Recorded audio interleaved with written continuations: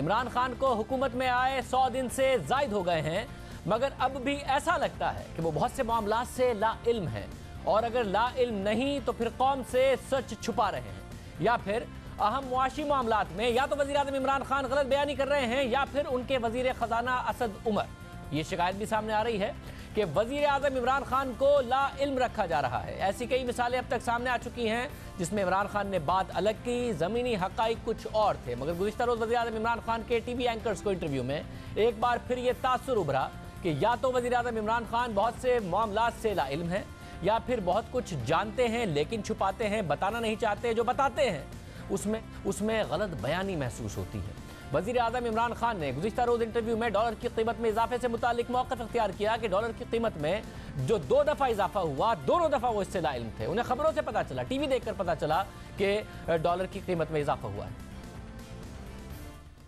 वज़ीर आज़म इमरान खान ने वाज़ेह अल्फाज में कहा कि उनके दौरे हुकूमत में 2 दफ़ा डॉलर की कीमत में इजाफा हुआ और वो दोनों बार लाइल्म थे। टीवी देखकर पता चला। यह है वज़ीर आज़म इमरान खान का मौक़िफ़। मगर वज़ीर ख़जाना का मौक़िफ़ इससे बिल्कुल बरक्स था। कुछ दिन पहले वज़ीर ख़जाना ने ARY को अपने इंटरव्यू में माना कि डॉलर की कीमत में इजाफे पर गवर्नर स्टेट बैंक ने उन्हें आगाह किया और गवर्नर के अलावा वज़ीर ख़जाना और वज़ीर आज़म को इस बात का इल्म था। यानी गवर्नर स्टेट बैंक ने वज़ीर ख़जाना को बताया और वज़ीर ख़जाना ने वज़ीर आज़म को बताया, लेकिन वज़ीर आज़म कुछ और बात कह रहे थे। अब या तो वज़ीर आज़म इमरान खान गलत बयानी कर रहे हैं या फिर वज़ीर ख़जाना ने उनसे सच छुपाया। अब न्यूज़ में शाया होने वाली मेहताब हैदर की खबर के मुताबिक fiscal and monetary policies coordination board, जिसकी सरबराही वज़ीर ख़जाना करते हैं, इस बोर्ड ने और स्टेट बैंक ने मुल्क की मुआशी सूरत हाल पर बात की और डॉलर की कीमत जो गुज़िश्ता उसमें कमी आई है जुम्मे को, उससे एक दिन पहले हुई वो मीटिंग और उसके अगले ही दिन डॉलर की कीमत में इजाफा कर दिया गया। खबर के मुताबिक ये हो नहीं सकता कि असद उमर को, वज़ीर ख़जाना को ना इस बात का बताया गया हो। अगर असद उमर के इल्म में ये बात आ गई थी तो वो वज़ीर आज़म इमरान खान के इल्म में क्यों नहीं लाए, या फिर असद उमर ये दूसरी दफ़ा जो इजाफा है डॉलर की कीमत में इसे भी ले आए थे और खान साहब ने उसके बावजूद लाइल्मी का इजहार किया और वो मीडिया इंटरव्यू में ये बात कहते रहे। दिलचस्प बात यह है कि कल के इंटरव्यू में वज़ीर आज़म इमरान खान ने कहा था कि हुकूमत और स्टेट बैंक में राब्ते के लिए कमेटी होनी चाहिए, मगर शायद वज़ीर आज़म बनने के 100 से ज़ायद दिन के बाद भी वज़ीर आज़म इमरान खान के इल्म में ये बात नहीं है कि fiscal and monetary policies coordination board का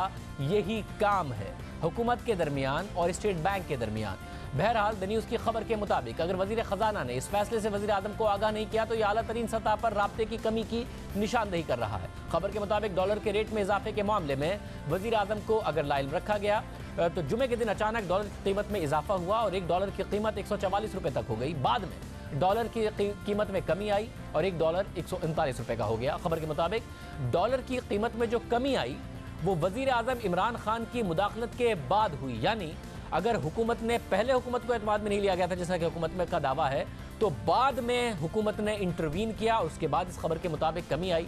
तो जो स्टेट बैंक की खुद मुख्तारी का दावा है वो इस दूसरी मामले में कि 144 का डॉलर हो गया और उसके बाद गिर गया, इस बात पर सवाल उठता है। खबर ये कह रही है कि वज़ीर ख़जाना के इल्म में था कि स्टेट बैंक डॉलर के रेट बढ़ा रहा है, मगर आज वज़ीर ख़जाना ने वाज़ेह किया कि स्टेट बैंक के सरबराह से वो राब्ते में रहते हैं, मगर स्टेट बैंक ने जो डॉलर की कीमत कम की उसके क्या मुहरकात थे, उससे पहले मीटिंग में क्या बात हुई थी, वो क्या बता रहे हैं असद उमर साहब। इधर देखिए। अब ये बड़ी अहम बात है कि वज़ीर ख़जाना असद उमर इस बात पर कायम है कि जो स्टेट बैंक की आज़ादी है, खुद मुख्तारी है, उसमें कोई कमी नहीं आएगी। जहां वज़ीर आज़म इमरान खान ये बात कह रहे थे कि जी पहले हमसे बात करें, हमारा इनपुट लिया जाए, एक मैकेनिज़्म बनाने की ज़रूरत है। हालांकि मैकेनिज़्म मौजूद है जो शायद उनके इल्म में नहीं था जब वो ये बात कर रहे थे, मगर असद उमर साहब ये ज़रूर कह रहे हैं कि स्टेट बैंक के गवर्नर ने ये बात की कि जो मामलात हैं इसमें उनकी राय यह है। असद उमर साहब ने अपनी राय दी, मगर स्टेट बैंक के गवर्नर ने कहा कि नहीं जी मुझे ये लगता है। बाद में गवर्नर स्टेट बैंक ने यह फैसला किया। तो असल में कहाँ कोऑर्डिनेशन की कमी है, जहांगीर तरीन साहब को जो रिस्पॉन्सिबिलिटी है, जो जिम्मेदारी है, वो किस किस की लगती है, ये आज उन्होंने बताया। ज़रा देखिए। इमरान खान साहब ने कहा जो इंटरव्यू दिया है उसमें उन्होंने कहा कि मुझे मीडिया से देख के पता चला कि डॉलर कितना ऊपर चला गया है। क्या वजह कि इमरान खान साहब नहीं देख रहे हैं स्टेट बैंक के साथ? ये फाइनेंस मिनिस्ट्री का काम है और स्टेट बैंक का काम है, वो आपस में मिल के फैसले करते हैं। प्राइम मिनिस्टर साहब को उन्होंने उस वक्त आगाह शायद ना किया हो जैसे उन्होंने बताया, मगर ये फाइनेंस मिनिस्ट्री और स्टेट बैंक मिल के काम करते हैं। फाइनेंस मिनिस्ट्री और स्टेट बैंक के ऊपर जिम्मेदारी डाल रहे हैं। वज़ीर आज़म को पता था, नहीं पता था, कम से कम जो पहली दफ़ा डिप्रिसिएशन हुई वज़ीर आज़म ने उसके बारे में भी दावा कर दिया कि उन्हें नहीं पता था, टीवी पर देख के पता चला। उसके लिए ज़रूर वज़ीर ख़जाना कह चुके हैं टीवी इंटरव्यू में कि स्टेट बैंक के गवर्नर ने उन्हें बताया और उन्होंने वजीर आजम को बताया। सिर्फ 3 लोगों को पता था कि रुपए की कदर में कमी होने जा रही है। जो दूसरी दफ़ा कमी हुई उस पर मुतज़ाद इतलात आपके सामने हैं। कितना गवर्नर स्टेट बैंक ने बताया वजीर ख़जाना को, वजीर ख़जाना ने वजीर आजम को क्या बताया, ये सारा मामला अपनी जगह पर एक खिचड़ी पक गई है। मुआशी सूरत हाल पाकिस्तान की नाजुक है, उसमें हुकूमत या मुल्क के वजीर आजम कभी ये कहें कि स्टेट बैंक के लिए मैकेनिज्म बनाना है, हालांकि उनके इल्म में ना हो कि कमेटी पहले से मौजूद है। मेहताब हैदर साहब नुमाइंदा न्यूज़ हमारे साथ मौजूद है। मेहताब हैदर साहब, बहुत शुक्रिया, आपकी स्टोरी आज हमने आवाम के सामने भी रखी है। आपकी स्टोरी ये क्लेम करती है कि एक दिन पहले जो मीटिंग हुई फिस्कल एंड मॉनिटरी बोर्ड की, उसमें बताया गया वजीर ख़जाना को, फिर वजीर ख़जाना ने वजीर आजम को बताया नहीं बताया, पहली दफ़ा जो डिप्रिसिएशन हुई उसका ज़रूर बता दिया गया था। क्या मामला आपको समझ में आ रहा है? एक बहुत लंबे अरसे से आप ये जो मॉनिटरी पॉलिसी और फाइनेंशियल मामला हैं उसको कवर करते रहे। सर बेसिकली एक दिन पहले आपको पता है फाइनेंशियल ये जो fiscal and monetary coordination board की मीटिंग हुई थी और उस बोर्ड की मीटिंग में डेफिनेटली इन चीज़ों के बारे में डिस्कशन हुई थी। और आज तो फाइनेंस मिनिस्टर ने एक SDPI की कॉन्फ्रेंस में इस बात का इकरार किया है कि स्टेट बैंक के गवर्नर ने जो है उनके साथ बात की थी। लेकिन बेसिकली प्रॉब्लम ये है कि अगर फाइनेंस मिनिस्टर ने बाकायदा प्राइम मिनिस्टर को आगाह नहीं किया तो इसको आप कम्युनिकेशन गैप कह सकते हैं, इसके अलावा और कोई बात नहीं है। और मैं समझता हूँ कि स्टेट बैंक की ऑटोनॉमी के हवाले से काफ़ी ज़्यादा सालों के बाद और IMF की कंडीशंस के बाद हमने स्टेट बैंक को ऑटोनॉमी दी और मॉनेटरी बोर्ड जो पॉलिसी बोर्ड है उसमें से सेक्रेटरी फाइनेंस जो है उनको निकाला गया है। तो ये एक ऑटोनॉमी की तरफ कदम था। लेकिन अब जो है अगर आपको इसको मैकेनिज्म को चेंज करने की बातें करेंगे तो इसका मतलब ये होगा कि आप स्टेट बैंक की ऑटोनॉमी को कंप्रोमाइज़ कर रहे हैं। मगर जो कंट्रोवर्सी वजीर ख़जाना ने नहीं बिल्ड की है, अगर वजीर ख़जाना कह रहे हैं कि खुद मुख्तार होना चाहिए, स्टेट बैंक को आज़ाद होना चाहिए, तो उनके इलेक्शन से पहले के वादे के मुताबिक है। अगर वजीर ख़जाना कह रहे हैं कि गवर्नर ने मुझे बताया और मैंने गवर्नर से कहा कि फिर आपका फैसला है, वजीर ख़जाना ने इंटरवीन नहीं किया जैसे कि इसहाक डार साहब क्या करते थे, ये भी मुल्क के लिए बड़ी अच्छी बात है कि इदारे आगे बढ़े। तो कंट्रोवर्सी तो वजीर आजम के फ्रंट पर है कि वो कह रहे हैं कि मुझे बताया नहीं, पहली दफ़ा बताया गया था, वजीर ख़जाना कह चुके, वो कह रहे हैं मुझे पहली दफ़ा भी नहीं पता था, टीवी देखकर पता चला। फिर वजीर आजम कह रहे हैं एक मैकेनिज्म होना चाहिए, हालांकि मैकेनिज्म मौजूद है। तो ये सारे के सारे मामले में जो मसला है ये कम्युनिकेशन का है या फिर लाइल्मी का है या फिर गलत बयानी का है? फिस्कल एंड मॉनिटरी जो कोऑर्डिनेशन बोर्ड है उसके अंदर जो है जो मिनिस्ट्री ऑफ फाइनेंस के अलावा 3 फेडरल मिनिस्टर्स जो हैं उसके अंदर मौजूद हैं। तो जब एक पॉलिसी लेवल पे ब्रॉड डिस्कशन हो गई और आपको कॉन्फिडेंस में ले लिया गया, जो कि गवर्नर स्टेट बैंक ने उनको कॉन्फिडेंस में लिया था, उसके बाद अगर प्राइम मिनिस्टर को आगाह नहीं किया जाता तो फिर फाइनेंस मिनिस्ट्री या फाइनेंस मिनिस्टर की गलती इसको समझा जाना चाहिए। अच्छा, साथ में बताइएगा कि फिर जो वजीर आजम कह रहे हैं कि मैकेनिज्म होना चाहिए जिसके तहत बताया जाए हुकूमत को या उनका इनपुट लिया जाए, स्टेट बैंक बताए या इनपुट ले, तो ये जो fiscal and monetary policy coordination board है ये एक मैकेनिज्म की सूरत में पहले से मौजूद नहीं है, इसको क्या बेहतर करने की जरूरत है या वजीर आजम के इल्म में नहीं था कि एक ऐसा बोर्ड एग्जिस्ट करता है 100 दिन से ज़्यादा की हुकूमत करने के बावजूद? बिल्कुल आप सही कह रहे हैं। मैं समझता हूँ जी ये मैकेनिज्म जो है वो मौजूद है और इसके ऊपर मसला यही है कि आप फिस्कल पॉलिसी और मॉनेटरी पॉलिसी को अलाइन करते हैं और एक्सचेंज रेट भी मॉनेटरी पॉलिसी का चूँकि हिस्सा है। तो अगर आपके पास ये मैकेनिज्म मौजूद है, अब मैकेनिज्म मौजूद होने के बाद वो किस तरह का मैकेनिज्म चाहते हैं, ये मैं समझता हूँ ये कन्फ्यूजन है। सिर्फ उसको प्रॉपरली जो कम्युनिकेट नहीं किया गया, अगर कम्युनिकेशन के लिए कोई और मैकेनिज्म रिक्वायर्ड है तो मैं समझता हूँ उसकी ज़रूरत नहीं है, मैकेनिज्म पहले से मौजूद है। साथ में आपकी स्टोरी ये भी कह रही है कि जब 144 रुपए पर गया तो फिर वजीर आजम की या हुकूमत की इंटरवेंशन के बाद वापस 139 पर आया, यानी बाद में स्टेट बैंक को हुकूमत ने कहा। तो जो आज़ादी है स्टेट बैंक की, खुद मुख्तारी है, वो अगर पहले नहीं कॉम्प्रोमाइज़ हुई तो फिर बाद में कॉम्प्रोमाइज़ हो गई कि हुकूमत ने इंटरवीन किया। ये बाद में क्या इंटरवेंशन हुई है जो नहीं होनी चाहिए थी आपके ख्याल में? सर बेसिकली आप ये देखेंगे ये जो एडजस्टमेंट्स हुई हैं इसके नतीजे में ये बिल्कुल क्लियर नज़र आ रहा है कि स्पेकुलेशंस हुई, उसके बाद मार्केट के अंदर जो स्पेकुलेशन हुई तो रुपया जो है वो खासा ज़्यादा गिर गया।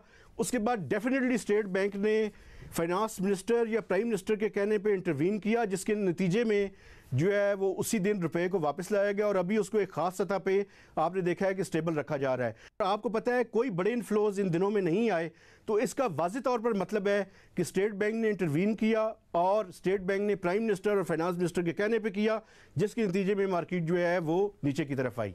बहुत शुक्रिया मेहताब हैदर, इस हवाले से तफसीलात बता रहे थे। अब कहीं ना कहीं तो स्टेट बैंक की जो आज़ादी है और ख़ुद मुख्तारी है फिर वो कॉम्प्रोमाइज़ हुई, अगर गिरने से पहले नहीं हुई तो रुपए के गिरने के बाद हुई। अगर हुकूमत ने इंटरवीन किया हुकूमत कन्फ्यूजन का शिकार नजर आती है और वज़ीर आज़म इमरान खान जब बात कर रहे हैं उनकी कन्फ्यूजन या लाइल्मी या फिर गलत बयानी के जो मामलात हैं वो सामने आ रहे हैं। चाहे वो वज़ीर ख़जाना की तरफ से ख़ुद ये कहना हो एक इंटरव्यू में कि जब पहली दफ़ा रुपया गिरा तो मैंने बताया था वज़ीर आज़म को, वज़ीर आज़म कह रहे हैं कि मुझे टीवी देखकर पता चला।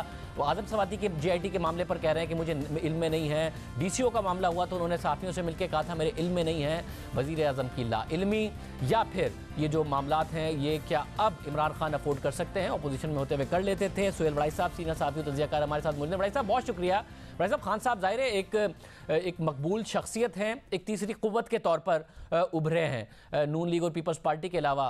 उनके पास ये हमेशा लेवरेज रहा है कि वो जो कहते हैं और उसके बाद अगर वो गलत भी साबित हो जाए, कभी वो कह देते हैं जी यू टर्न एक लीडर ही लेता है, कभी कोई बात कह देना, इल्ज़ाम लगा के प्रूव ना करना, अदालतों में ना जाना, अगर कोई उन्हें अदालत में ले जाए, सबसे इमरान खान साहब आसानी से बच निकलते हैं। मगर अब हुकूमत में आ गए हैं तो आपको लगता है हुकूमत में आते हुए भी खान साहब के पास ये लेवरेज मौजूद है कि वो कहें मुझे पता नहीं था, टीवी देख के पता चला, उनके वज़ीर ख़जाना कहें नहीं मैंने तो वज़ीर आज़म को बताया था।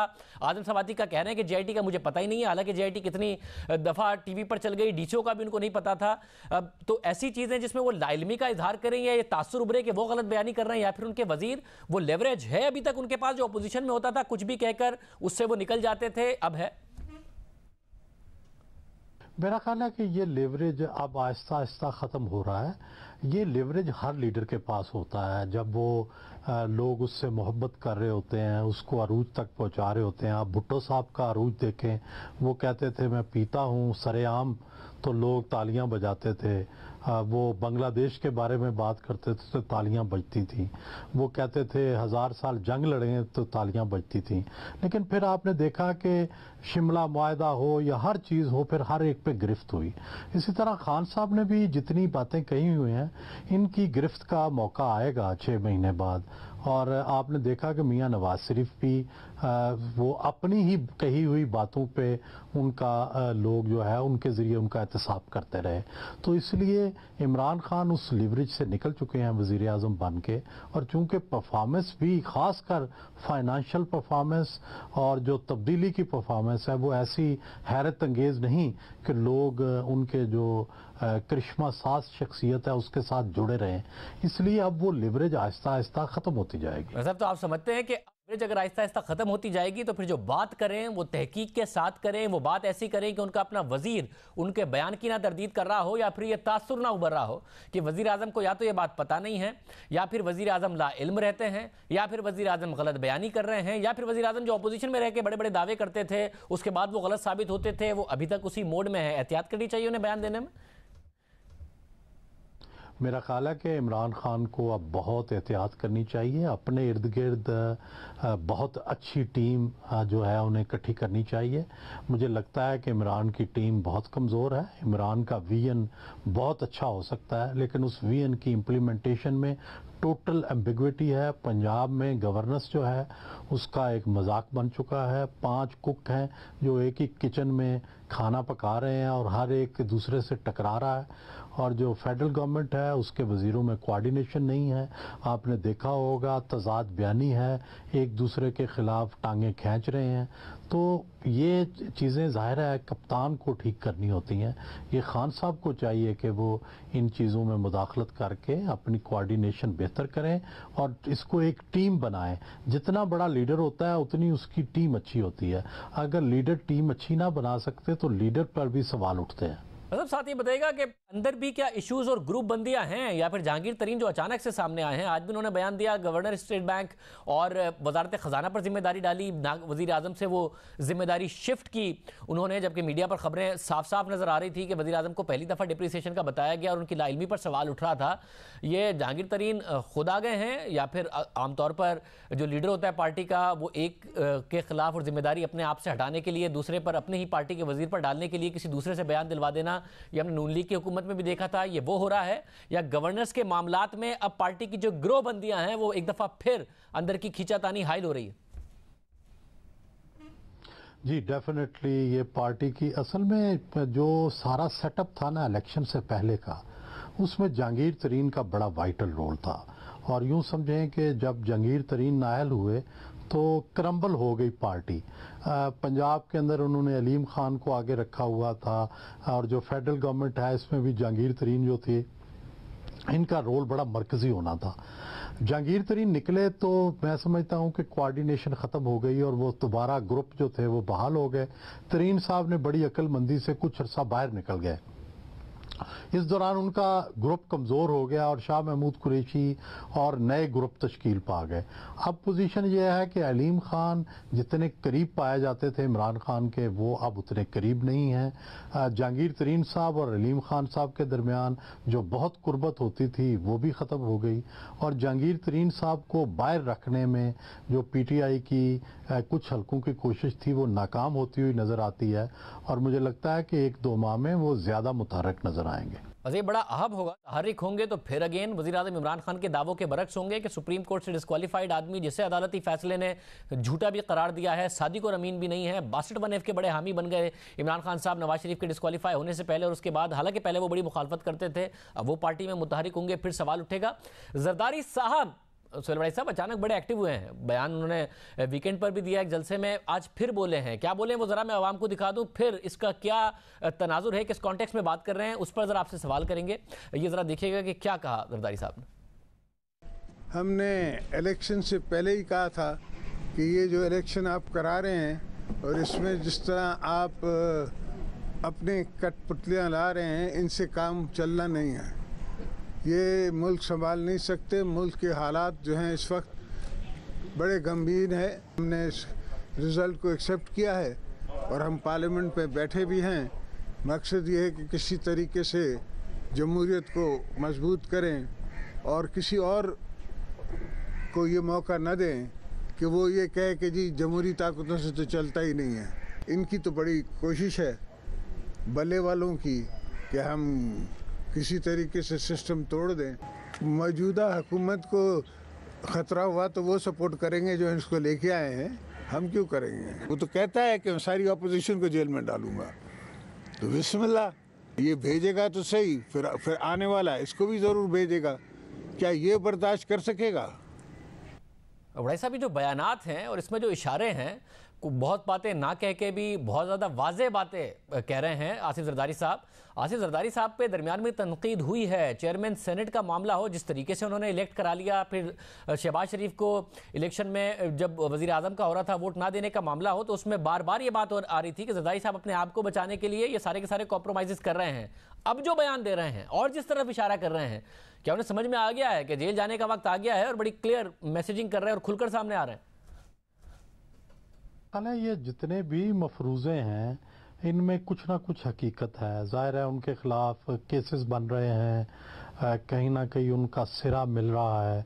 फिर वो आजकल सिंध के अंदर अपनी कंपेनिंग कर रहे हैं, उनका लहजा तल्ख हो गया है और इमरान खान और उनकी हुकूमत को ख़ास कर वो टारगेट कर रहे हैं और ये भी कह रहे हैं कि हम इनको नहीं बचाएंगे और बिलवास्ता तौर पर इमरान खान को लाने वालों को भी वो कोई पैगाम देना चाहते हैं। नून के साथ मिलते भी नहीं हैं लेकिन उनसे नाराज़ भी नहीं हैं, कोई ना कोई रास्ता खुला रखना चाहते हैं। तो वो बिल्कुल हालात के मुताबिक सियासत कर रहे हैं। असल में जो अगली पॉलिटिक्स है कि देखना यह है कि जब इमरान खान साहब, अल्लाह करे, मेरी दुआ है कि हमेशा अरूज पर रहें, लेकिन बहरहाल जो इस वक्त हालात जा रहे हैं मुआशी, अगर इसकी वजह से डिक्लाइन पे आए तो क्या PTI के अंदर से कोई नई फोर्सेस निकलेंगी जो उनको रिप्लेस करेंगी, नून लीग दोबारा रिवाइव होगी, या ये जो 6 माह हैं अगले, इनमें बिलावल भुट्टो कोई ऐसा जादू चलाएंगे कि जो PTI के से लोग अगर बरगश्ता हों तो वो बिलावल की तरफ खींचेंगे। तो अगले 6 महीने बड़े इम्पॉर्टेंट है जून 2019 तक, जिसमें जो अपोजिशन है मेन उसका फैसला, जहां हुकूमत की किस्मत जो है वो भी इन 6 महीने में फैसला ये होगा कि क्या इसने चलना है या इसने नहीं चलना है। वहाँ इन्हीं 6 महीनों में अपोजिशन का भी कि आने वाली अपोजिशन क्या होगी, कौन इमरान खान के खिलाफ खड़ा होगा और कौन इमरान को ऐसे नैरेटिव से चैलेंज करेगा कि जो कुछ लॉजिकल लगे, जिसमें पर्सनल ना हो और वो मुस्तकबिल का कोई ख्वाब दिखाए। तो मेरा ख्याल है कि अगली 6 महीने की पॉलिटिक्स अपोजिशन की ये है और गवर्नमेंट की ज़ाहिर है ये होगी कि वो मईशत को ठीक करे और जो उसने अपना एजेंडा सेट किया है गवर्नेंस का उसको बेहतर बनाए, क्योंकि ये 100 दिनों में तो मुझे ऐसे लगता है कि वो अपनी सिमत भी जो है वो तो तयन नहीं उसका कर सके। अगरचे ये दिन बड़े कम है और इस पे उनको जज नहीं किया जा सकता, लेकिन 6 महीने बाद डेफिनेटली लोग जज भी करेंगे और वो जज करना सही भी होगा। मतलब जब बहुत सारी दूसरी बात और जिस कॉम्प्रोमाइज़ का इल्ज़ाम लगता रहा आसिफ जरदारी पर, उसके बाद अगर वो नहीं बच पाएंगे तो क्या 6 महीने के लिए इस बयानबाजी से बच पाएंगे या मुश्किल है उनका बचना? देखिए, गुजारिश यह है कि ये 6 महीने मैं अर्ज कर रहा हूँ कि बड़े क्रूशल हैं। जरदारी साहब का ख्याल है कि इसको टाल लें, किसी तरह से वक्त गुजार लें, कभी गुस्से में आके, कभी जलसों में जाके, कभी अदालतों के ज़रिए। अगर तो ये गुजर गए 6 महीने तो फिर ज़ाहिर जरदारी साहब काबू आने वाले नहीं हैं। लेकिन दूसरी तरफ हुकूमत के लिए भी बड़ी मुश्किल है कि अगर वो शहबाज शरीफ को भी अंदर रखते हैं, जरदारी भी अंदर चले जाते हैं, नवाज शरीफ भी तारीखें भुगतते हैं, तो मेन अपोजिशन का तो कोई बंदा बाहर नहीं रह जाएगा। और कल को ये कहा जाएगा कि 9 साल के बाद ये दोबारा से पकड़ धकड़ शुरू हुई है तहरीक इंसाफ की हुकूमत में। 9 साल तो पिछले कोई सियासी लीडर गिरफ्तार ही नहीं हुआ। तो कल को जब हालात बदलते हैं, जब सोच बदलती है, जब हुकूमतों के बारे में लोगों की राय बदलती है, जब मसाइल हल ना हो, तो उस वक्त सारा नैरेटिव ही बदल जाता है। फिर ये गिरफ्तारियां जिन पे आज तालियां बजाई जा रही हैं कि करप्ट लोग गिरफ्तार हो रहे हैं, कल ये होगा कि आपने मुल्क के चोटी के सियासतदान जो थे उनको गिरफ्तार करके जेलों में डाल दिया था। तो उस वक्त ये हमने माजी में भी देखा कि जब लोग जेलों में चले जाते हैं तो फिर कुछ अरसे के बाद ये आवाज़ बुलंद होती है कि सियासतदानों को इस तरह से जेलों में बंद करना ठीक नहीं है। तो इमरान खान भी जाहिर है इस क्राइसिस से गुजरेंगे। अभी तो उन्हें कोई डिफ़िकल्टी नहीं होगी जरदारी साहब की गिरफ्तारी पे, मियाँ साहब भी दोबारा गिरफ्तार हो जाएं, लेकिन ये हमेशा ऐसा नहीं रहेगा। अगर इमरान खान साहब डिलीवर नहीं करते 6 महीनों में तो फिर इन गिरफ्तारियों पे सवाल भी होगा। हो सकता है कि लोग बाहर भी निकलें और अगर बजट में टैक्स ज़्यादा लगे जो कि लगाने पड़ेंगे मिडिल क्लास पे, बिजनेस क्लास पे, तो फिर शायद हंगामे भी हों। सर मैं बिल्कुल मसला ये है कि खान साहब बड़े कन्विंस्ड हैं कि वो इस तरीके से हुकूमत चला सकते हैं। अगर कहीं ना कहीं इन केसेस में सबूत भी आ जाएं, जरदारी साहब अंदर हो, शहबाज शरीफ साहब अंदर हो, नवाज शरीफ साहब अंदर हो, और इमरान खान साहब कहते रहे मैंने जो वादा किया था पूरा किया, एनआरओ किसी को नहीं दिया, और जो दूसरे मामलात हैं खान साहब के वो ठीक हैं, खान साहब कहते हैं, और नज़र आ रहा है कि ना फौज से उनके इख्तलाफात हैं, ना अदलिया से उनके इख्तलाफात हैं, और तो पार्लियामेंट में अगर उनको ताउन नहीं मिलता तो वो कह रहे हैं ऑर्डिनेंस से हुकूमत चला लेंगे। हालांकि उम्मीद करता हूं कि वज़ीर आज़म को पता है कि ऑर्डिनेंस की एक लिमिट होती है, फिर कानून साजी के लिए बाकायदा तौर पर पार्लियामेंट की ज़रूरत होती है। तो इस तरीके से वो डिलीवर नहीं कर लेंगे आपके ख्याल में, अगर वो दावा कर रहे हैं इस बात का? जब अपोजिशन जेलों में होगी तो ये सोचना कि हम बिल्कुल आसानी से हुकूमत चला लेंगे, मेरा ख्याल है कि पाकिस्तान की तारीख इस थीसिस की सपोर्ट नहीं करती। कुछ अरसे के बाद अपोजिशन ने फिर से ज़िंदा होना है, मुत्तहिदा अपोजिशन बननी है। 6 महीने बाद बने, 8 महीने बाद बने, गवर्नमेंट के अंदर क्रैक्स आने हैं, लोग नाराज़ होंगे, जिनको कैबिनेट में जगह नहीं मिली, जिनको फंड्स नहीं मिले, जिनकी कोई हक तलफी हुई है, तो वो इतनी थिन मेजॉरिटी तो मेरा ख्याल है कि अगले बजट के अंदर ये चैलेंज होगी। तो इसीलिए मैं ये कहता हूं कि जून 2019 जो है उस वक्त तक इमरान खान के लिए फ्री हैंड है, लेकिन जून 2019 के बाद इनके हाथ बांधे जाएंगे और इनके ऊपर बहुत सियासी और दूसरे प्रेशर्स आने शुरू हो जाएंगे, और जो मईशत का थोड़ा बहुत सांस वो ले रहे हैं ये भी अगले बजट के बाद बड़ा मुश्किल हो जाएगा इस सांस का लेना भी।